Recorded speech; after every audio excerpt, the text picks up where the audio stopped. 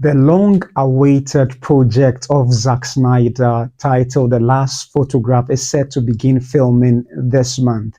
We'll be taking a look at an article that provides more information as to the production details. And also in Bangladesh, the government has put in place grants for filmmakers to make films and with the hope of improving the quality of the films produced in the country. And last but not the least, Pere Egbi, Nigeria's Big Brother Naija star, and also Nollywood actor, has stated that the South African film industry is ahead of the Niger or Nollywood film industry, which has sparked a debate online. We'll be taking a look at all these stories and more right here on the Film Mandate. My name is Papa Otu. Stay tuned.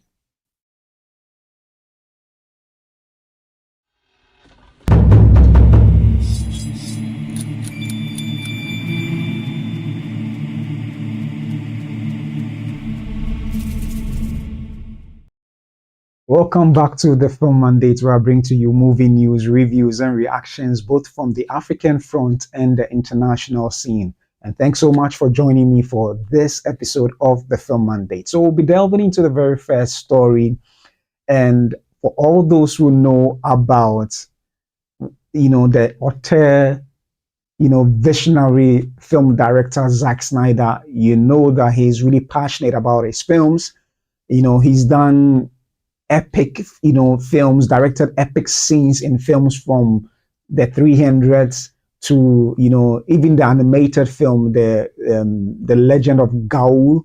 And, obviously for one time, he also sort of shepherded the defunct or the now defunct DCEU, by directing films like Man of Steel, Batman versus Superman, and also the Justice League. So there has been a project that he's been passionate about, even though he's been working on projects after projects. There is one film that he's been working on for close to 20 years, that's 2 decades. And finally now the opportunity has, arrived for him to go ahead and shoot the project. And this is The Last Photograph. And from the article published, from articles and sources so far, it is said that he will be shooting the production this very month. And there we have in the Hollywood Reporter, it did state that Zack Snyder finally to direct his war drama, The Last Photograph.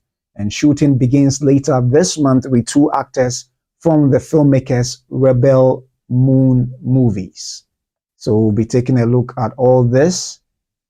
And it says that Zack Snyder is finally tackling his passion project, and there is not a single cape, zombie, or rebellious moon in sight. Starting later this month, Snyder will begin filming The Last Photograph, a drama that he originated and has been developing since the mid-2000s. Stuart Martin and Fra Fee, both of whom appeared in Snyder's Rebel Moon movies, will star in the feature, an indie whose budget will be significantly lower than many of the epics Snyder has captained before. Snyder is producing with creative partner and wife Deborah Snyder and Wesley Kohler via the Stone Quarry banner. Also producing will be Gianni Nannari and his Hollywood Gang Productions company. The project, a war drama, will shoot in several locales around the globe, including Colombia, Iceland, and Los Angeles. Local companies will assist in producing in the film's the far-flung locations.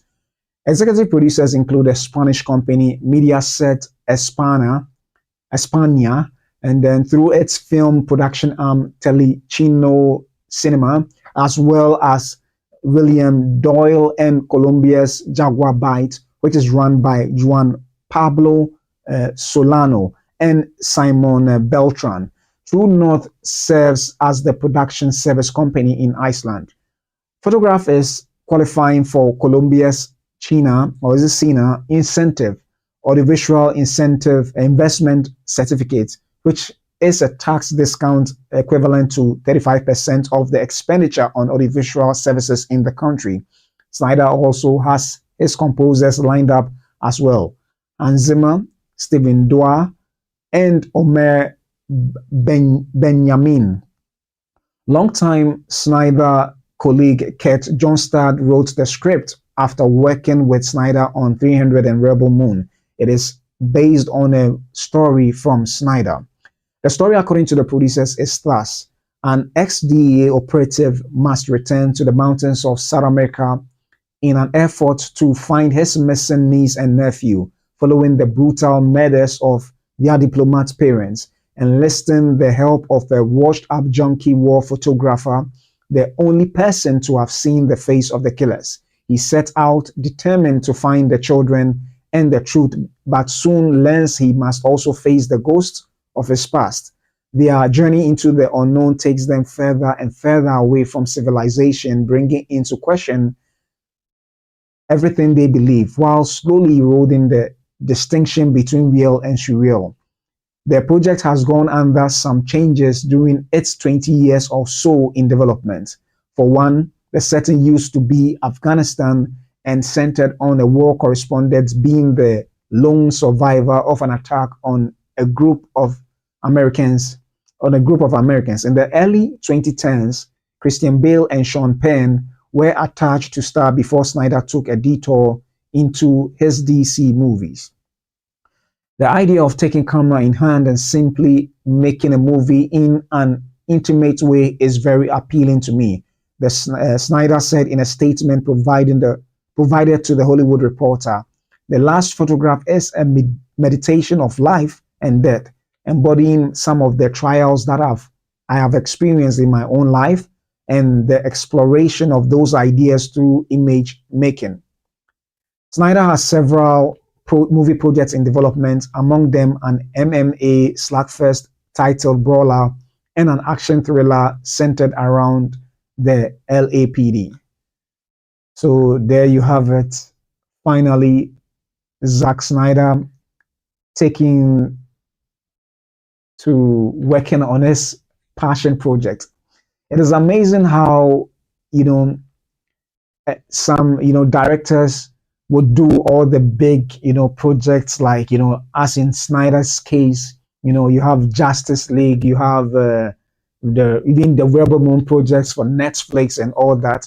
And yet they still have a passion project that they nest in their hearts for so long. And this is one of them, The Last Photograph. I remember the first time I heard of The Last Photograph is around the time of him shooting, or I think at the time the Batman vs Superman had released. And, these are some movies that he's been talking about.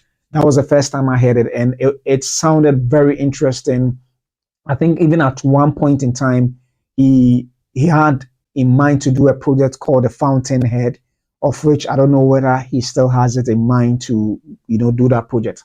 But it seems that this is one of the projects that, finally he's gotten, the green light in terms of funding and everything cleared out of his way to shoot. So the Last Photograph, and from its description, I'm sure for Christian Bale and Sean Penn to have been attached back then means that they really like the script. They like the idea of the script, and to have a collaborator of his who worked with him on the previous 300, which was an epic movie. I think I might be mistaken, but I think 300 was his breakthrough project that, and sort of put him in the limelight of Hollywood executives to tap him for projects. And ever since then, he's been, helming one film after the other.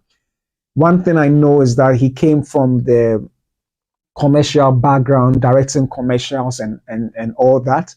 And he brought that sensibilities to bear in his filmmaking, where, one thing that you cannot take from him is how stylistic his visuals look like. In all the films he's done, the style speaks for itself, even though sometimes some audiences think that he put style over, the story, and I think perhaps that can be said of the Netflix Rebel Moon. But regardless, visually these films are exceptional, and personally, I've loved, almost all his films. Particularly Man of Steel and also 300. He has this stylistic vision that is so exceptional that you can definitely tell that this is Snyder, doing the project. And to have this last photograph done, I think it's quite a story different from the normal films that he's been doing over the years, from the zombie movies to the superhero movies or the epic, historical movies of the Spartans. So I think that is quite a good break from the big budget, blockbuster movies to focus on, in his own words, intimate movies. And for over a couple of years ago, particularly when he shot this short film with the iPhone called, I think, Snow, Steam, and Iron, around 2017, thereabout, I think he took much interest in wanting to shoot shoots in terms of handling the camera himself. And I think ever since then, I think he did it with I think I'm blanking out on the name, but I think the zombie film, which he did after the Justice League project, starring Dave Bautista. And ever since then, it looks like film after film, he does his own cinematography. So you could tell how much he amped the stylistic, shots that he has always wanted to do, or he always does in his films, even when he partners with other cinematographers as well. But looking at this very project, it looks like it's a break from the norm, where I'm sure the cast will even be quite small, and the production itself will be quite, small compared to the bigger films. So a relatively, perhaps smaller budget. In this article, I've not actually found it anywhere where the budget was declared. But I think, and I'm happy that he has he's doing this with the writer who wrote the 300, and to free him to focus on honing the story and bringing out the emotional depth and dynamic, the dynamic between the characters and all that. And as it stands now, Martin Stewart and Fra Fee are the ones starring. Those that he worked with in the Rebel Moon, if you have actually watched it, I think you can recognize their faces in there. And I think it's a personal project, even more so now than ever, for those who know the tragedy that befell him whilst he was shooting the Justice League movie. And I'm sure this now is, has taken a different, it's more personal than it used to be before. As he said in the article, that it is a meditation of life and death. And I think it now will take on a different form more than ever.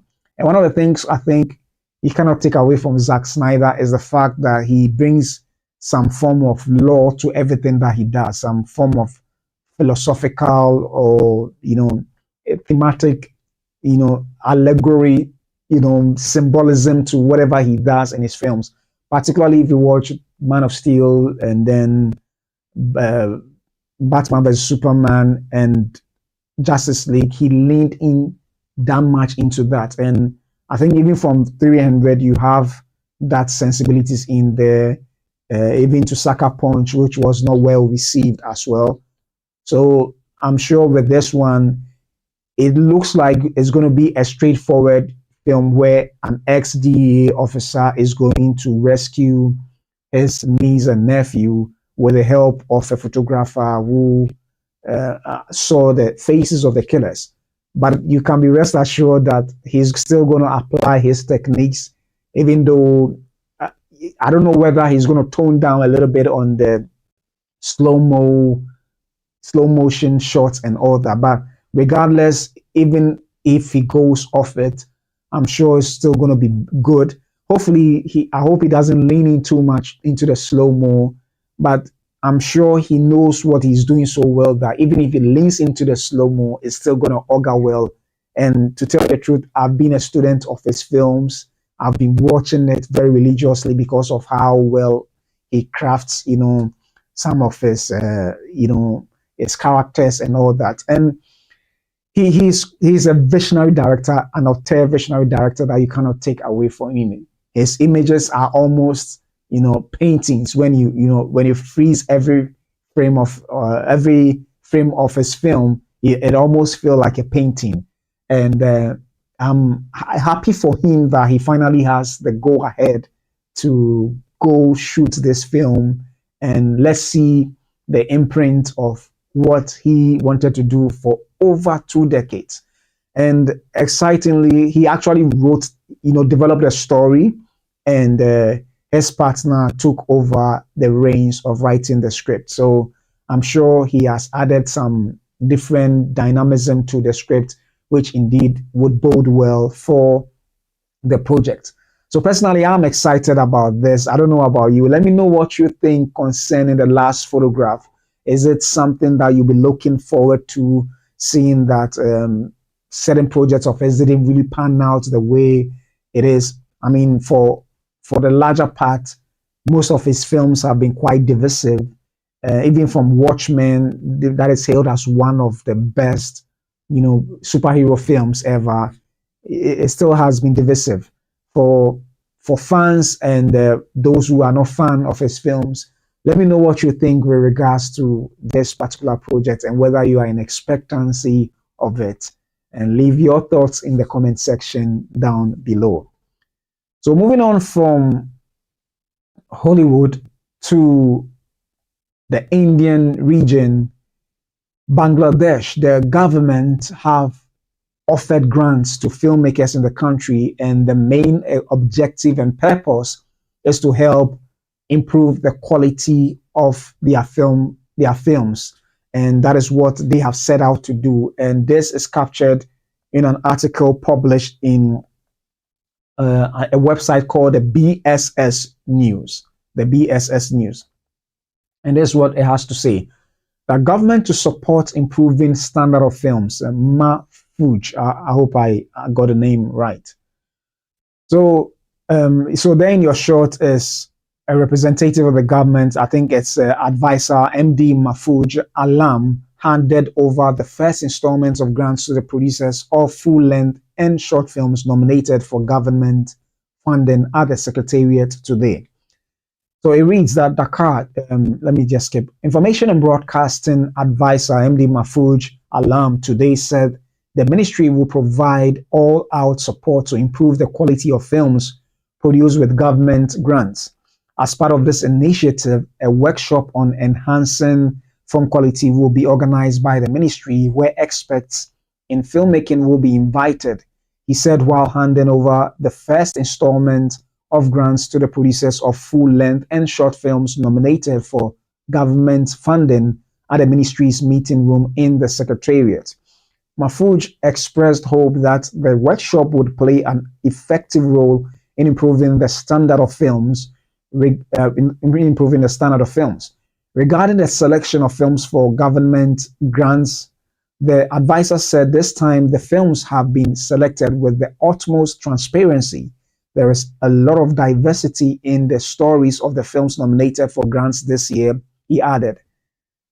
Regarding the production of films on the July Uprising, he said the films should be made with sensitivity in light of the actual events of the July Uprising. And stressing the importance of preserving films made with the grants, the advisor said all films made with the government grants will be preserved in the Bangladesh Film Archive. The Film Archive Authority will arrange screening of these films under its own management, he added. He urged the producers to complete the film production activities within the stipulated time. Mahfooj said previously many could not produce grant films within the stipulated time, which is regrettable.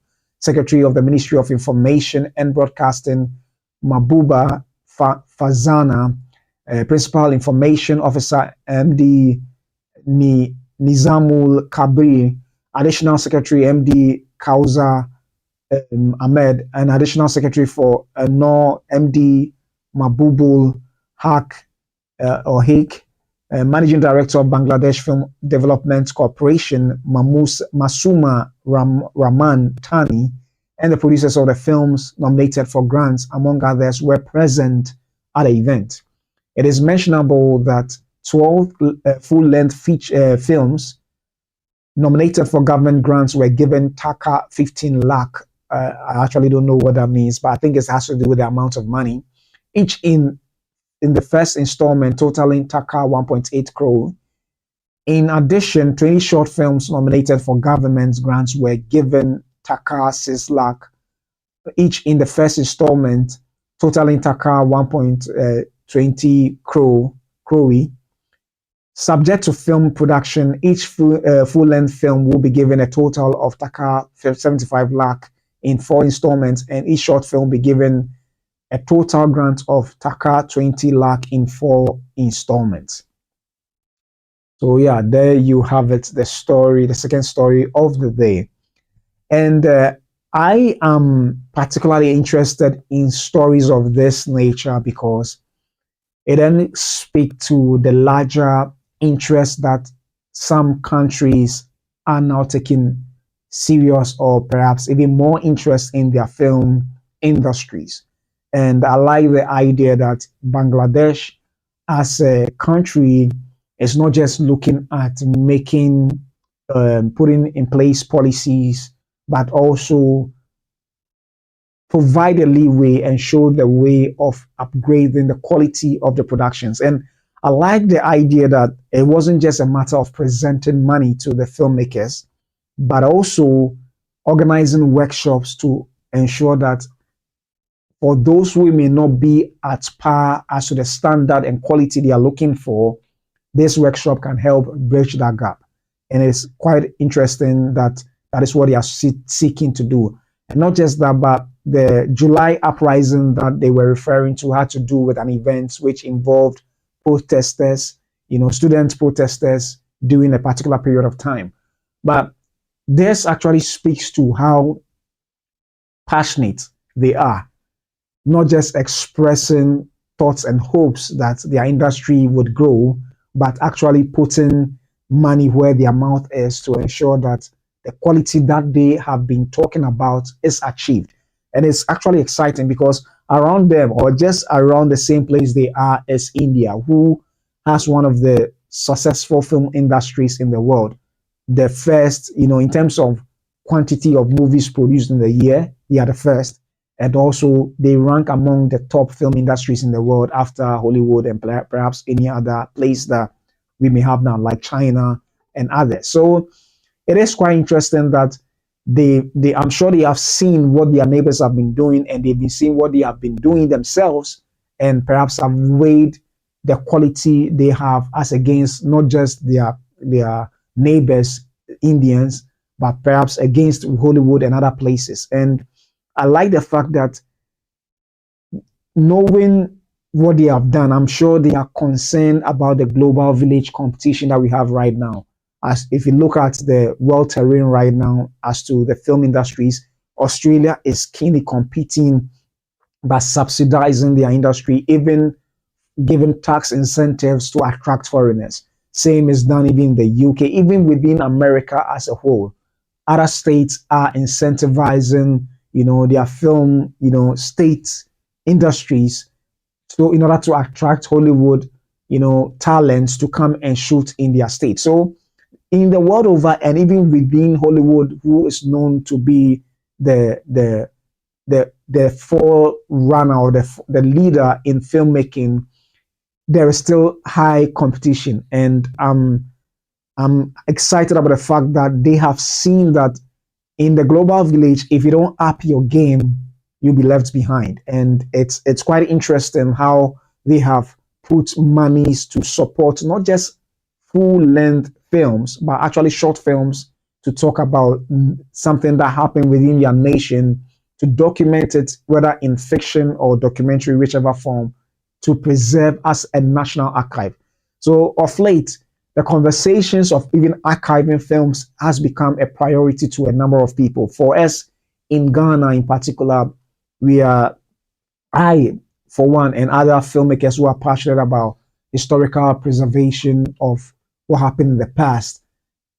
I am excited that we have like the Eyes of Ghana, which has the Bridgefoot, the director who directed it, concerning the some of the historical events that happened in Ghana through the lens or the eyes of Kwame Nkrumah's cinematographer, Reverend Chris Hesse. So it is quite interesting. And even beyond that, in Africa, you have Martin Scorsese's Film Foundation partnering with UNESCO and an African organization to preserve African films from going to extinction. So, or being lost, let me put it that way. So it is indeed something that I feel like they are in the right vein, not just giving monies for these films to be produced, but also looking at archiving these films for posterity's sake. And I think it's an example worth following that I would hope that African nations would follow in that same vein. And don't get me wrong, African nations have been doing that. Quite recently, I did a story where Ivory Coast also, set up a funding on a small scale, and I'm glad they started it. And that is quite interesting and exciting, where they gave funding to a number of filmmakers to also do production. So the examples being set all over the world excites me about the future of filmmaking, particularly as we find ourselves within the social media era where everybody makes films on their phones one way or the other. But now it's about time that, just as successive governments have been doing, they've been amping the game now so as to ensure that the standard set will be high enough in order to improve their, productions, in terms of the production value for their films. Because we live in a highly competitive era now, where now or soon enough, AI may take over, and most people or companies or studios would use AI to produce their films, which actually is being done now. Because I think I did another story where China has produced the first fully AI animated film. I think it's supposed to release this year. I don't know the exact date. So the competition is really rife globally now. So if you're a country and you don't, as a government as a government, you don't take interest, not just in terms of putting in place policies, but also money and workshops to upgrade the skills of people, you will totally be left behind. And I'm excited about what they have done with regards to this. And hopefully, whenever they are done with the productions and they are airing, I hope the news of it will catch up soon so that we get to see what they have finally done with regards to the government support that they were given. So I am excited as to what Bangladesh have done for their film industry. And I think it is something worth emulating to, by African, countries to follow in that same suit, of which others are already doing that with regards to what I said with the Ivory Coast. So let me know what you think with regards to what Bangladesh has done, or the government of Bangladesh has done for their filmmakers. Out of the film industry, they selected 32 filmmakers, 20 are doing full-length feature films, and the 12 are also doing, short films. Do you think this initiative is something worth it and that they're going to achieve the results of high production value for their films henceforth? Whatever you think, leave them in the comment section below. So moving from Asia, we head back to the motherland, Africa. And I was doing research and I chanced upon an article that spoke about a Nigerian Big Brother Naija star, Pere Egbi, who made a comment that has sparked debate and conversation about two of Africa's biggest film industries Africa's biggest industries, one being the foremost of it all in terms of quantity. And in the conversation, there's been a debate as to whether Nigeria's Nollywood is better than that of South African film industry. In Per Egbi's submission, he did state that the South African film industry is ahead of Nollywood. Let's take a look at the article that captures that. So, in the Pulse Naija, on the Pulse Naija website, it says that South Africa is ahead of Nigeria in filmmaking. BB Naija's Per Egbi said that, and that's him in your short. He emphasizes the need for collaboration, which I personally think is a good request to make. So this is what he says, that Nigeria reality star Per Egbi has ruffled feathers after sharing his opinion about South African films, stating that they are ahead of Nollywood. Taking on X on August 18th, 2025,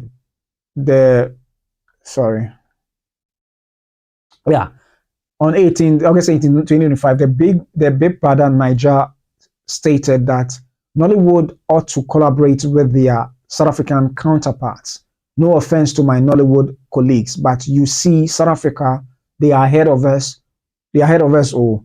When it comes to film production, storytelling, filmmaking, work ethics, name it, they are ahead.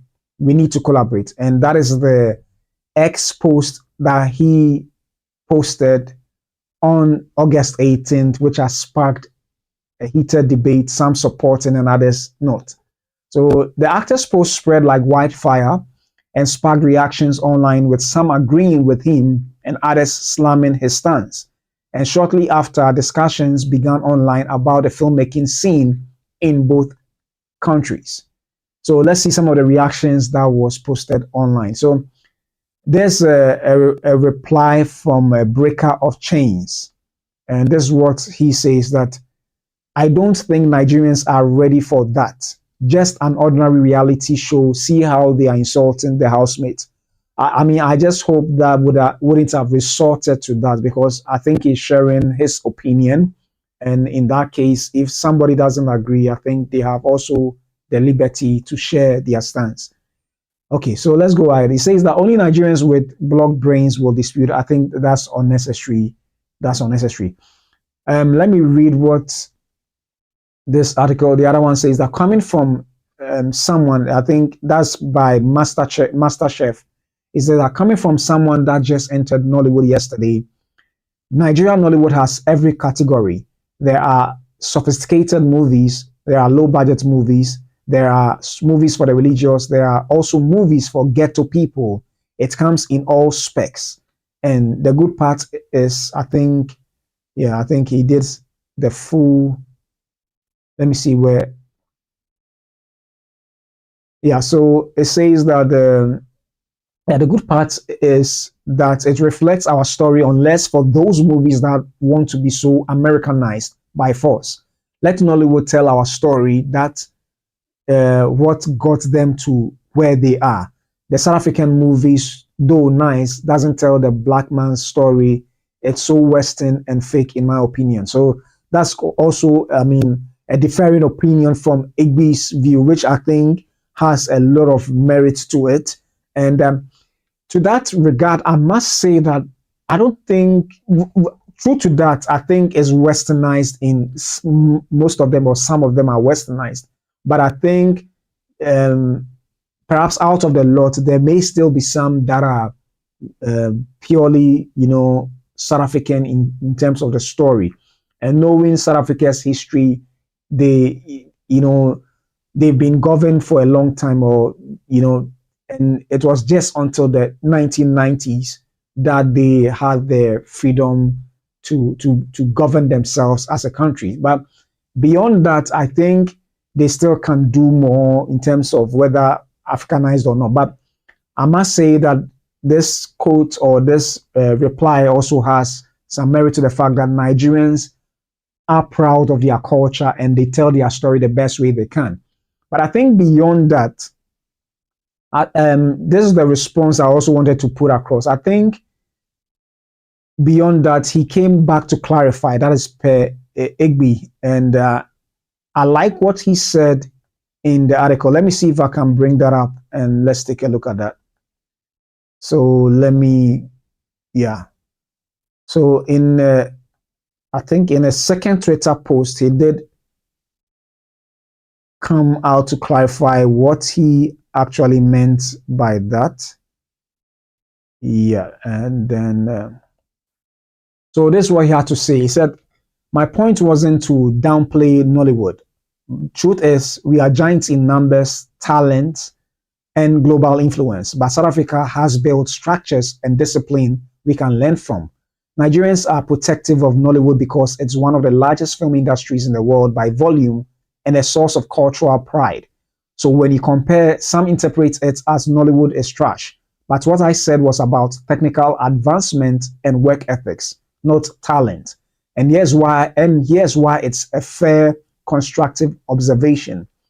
South Africa's industry is ahead in certain aspects.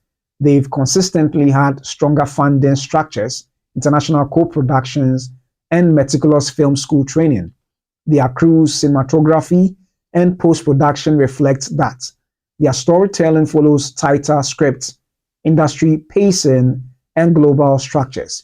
That doesn't mean Nigeria lacks talent, but their system gives more polish. That's why collaboration makes sense. Nollywood's raw creativity and global influence, plus South Africa's technical precision and systems, equals world-class cinema.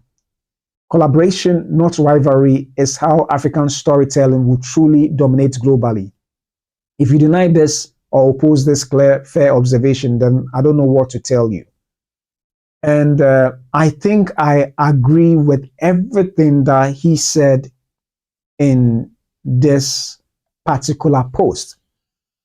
I've been one that advocates for collaboration among African countries. There was a time in the 90s in particular, and early 2000s, when Ghana and Nigeria collaborated a lot in movies. I don't know whether vice versa in Nigeria it was same, but in Ghana, I mean, I know it was same. I heard of stories of that, but even the collaboration is still ongoing, but not as compared to that particular era where you had a lot of Ghanaian production companies and Nigerian production companies coming together to produce movies in Ghana, and with their stars showing up, and it did help the industry a lot. And I am one for collaboration to have cross-border collaborations. And why do I say that? I say that on the grounds that our film industries are too fragmented to focus on building just the individual, film industries, and forgetting that we have a bigger market if we put all our markets together.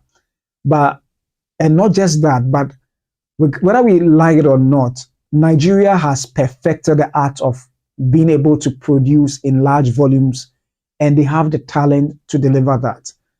And South Africa also have been able with time, and even prior to this statement, or even this episode, I did a story about how I forgot the name, but in 1913, in 1913, an American called IW, I've forgotten the surname, but Isidore is the first name. He did go to South Africa to set up a Hollywood full-fledged studio system.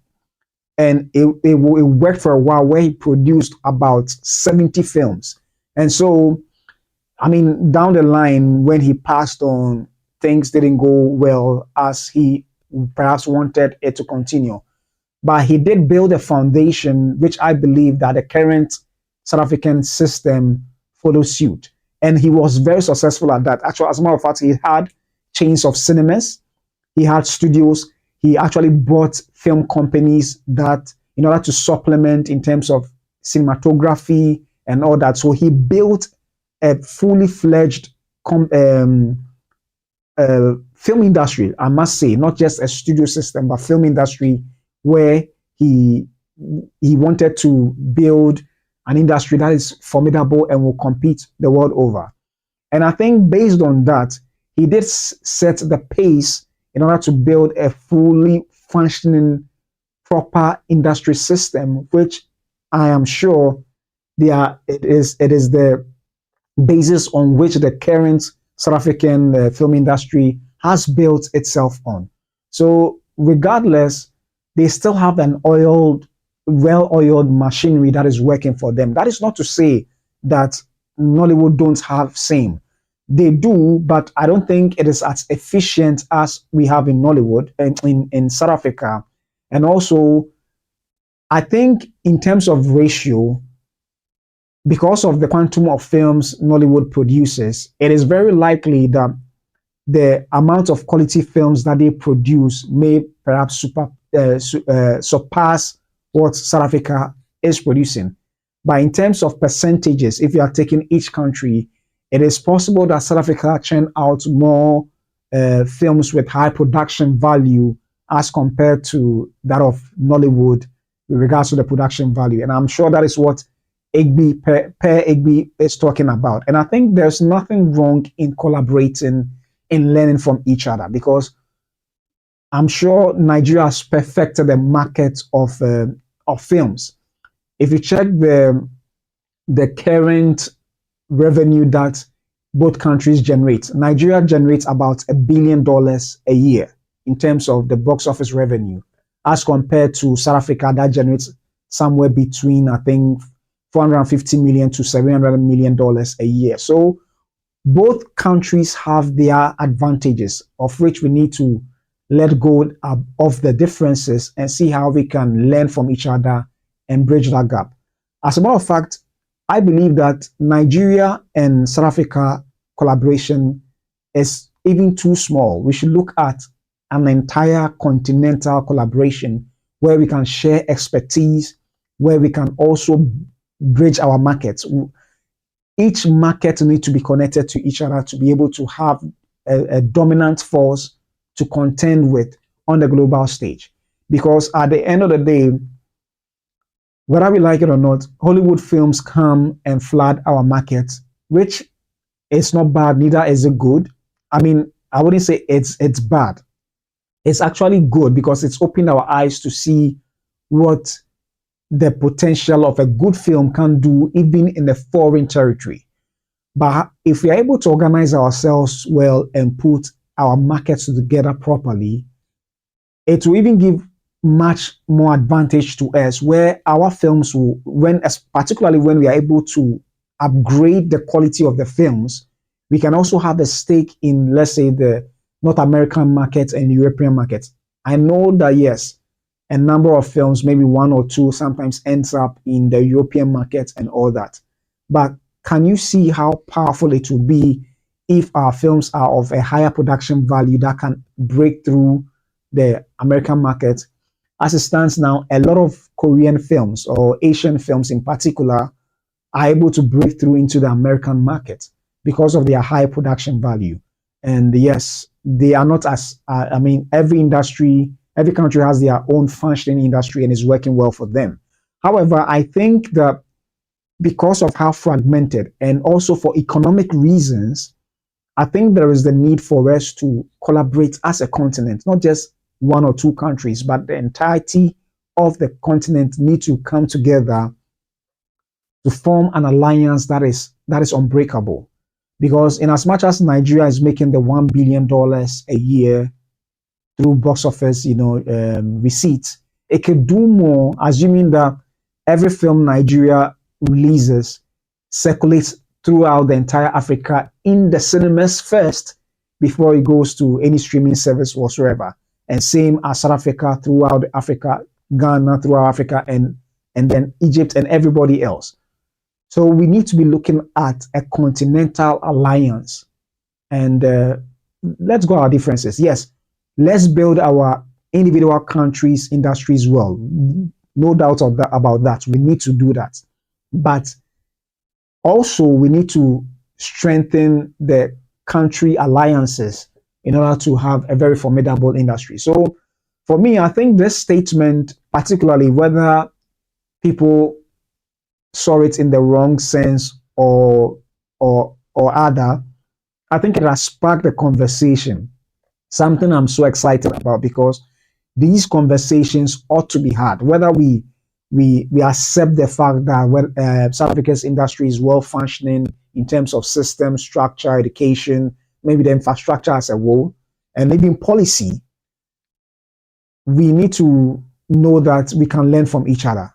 Nigeria has the bigger market, the bigger share, making bigger revenue. South Africa has a well-functioning, well-oiled industry that we can learn from. It doesn't mean it is leaps and bounds. I don't think it is far leaps and bounds. I'm sure Nigeria or Nollywood are also working to improve upon it, which is even far better than ours in Ghana. No doubt about that. Nigeria's industry is far in terms of how they've been able to make it work for them now. It is ahead of ours. But regardless, we are all trying to make it work. And I think the example South Africa is setting is something that we all can learn from and help improve it in our own individual countries. But I personally think that the way to go is not whether South Africa is even better than Nigeria or Nigeria is better than South Africa. The way to go is as all the countries in Africa finding a common ground to build a formidable industry that will benefit all of us. Can you imagine if we are able to learn to incorporate the infrastructure South Africa has, even better what America is operating with here in Africa, and then learn from Nigeria how they tell interesting stories that are uniquely theirs and incorporate that into every other African country, telling their own stories, making sure that we love who we are and our identity, and spin it in a very positive light that would even elevate national pride among countries. So we can learn a thing or two. Can you imagine having all these, there's values, from South Africa and Nigeria wove into the fabric of all film industries in Africa, and having one market where when the film is released, every single film goes to all the African countries and they are shown. In a single opening weekend, most films will make their money back in no time. I mean, our budgets relatively are not as huge like that of the States. So it means that we'll be able to make our monies back in a single weekend.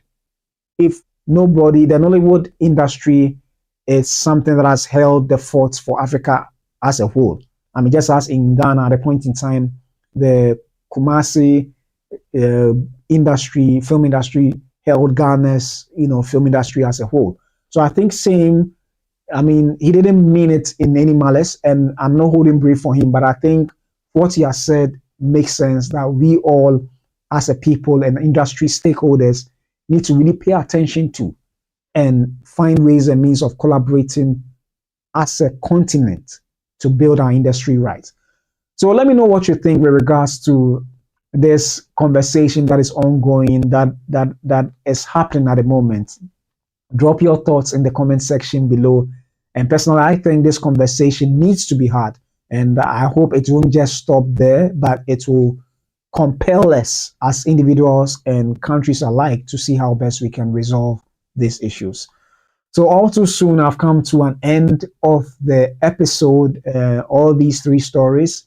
I hope you enjoyed yourself, and thanks once again for joining me for this episode of the Film Mandate. So I'll be coming your way again tomorrow with another exciting episode. My name is Papa Otu, and I'll see you soon.